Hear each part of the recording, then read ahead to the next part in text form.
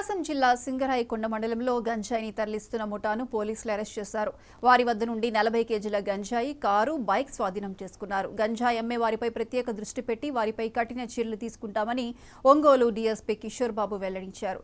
చెడు అలవాట్లకు బానిసలై యువత గంజాయిని తరలిస్తున్నారని, వారి పట్ల ప్రజలు అప్రమత్తంగా ఉండి పోలీసులకు సమాచారం ఇవ్వాలని డీఎస్పీ కోరారు. ఈ కేసులో చాలా చాకచక్యంగా ముద్దాయిలను పట్టుకోవడంలో పనిచేసినటువంటి సింగరాయకొండ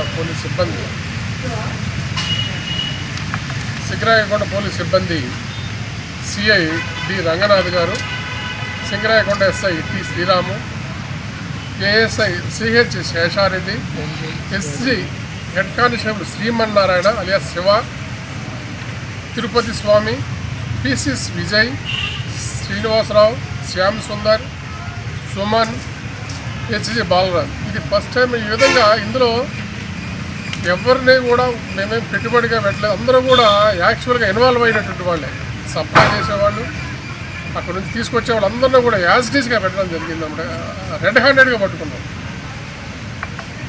వాళ్ళు వైజాగ్ నుంచి తీసుకురావడం, ఒంగోలు నుంచి ఇలా హైవే మీదుగా సమాచారం మనకి ఈ విధంగా వెహికల్ చెక్ చేసుకుని దొరకడం, ఇదంతా చాలా ప్లాన్డ్గా చక్కగా పట్టుకున్నారు ఎస్ఐ గారు, వారి సిబ్బంది, సిఐ గారు, వీళ్ళందరూ కలిసి. వీరిపై షీట్లు ఓపెన్ చేస్తాము. ఈ చుట్టుపక్కల ప్రాంతాల్లో ఎక్కడైనా సరే ఎవరైనా సరే ఈ మాదక ద్రవ్యాలు, గంజాయి, ఇతర మాదక ద్రవ్యాలు ఎవరు అమ్మినా కూడా సమాచారాన్ని పోలీసు వారికి తెలియజేయాలి.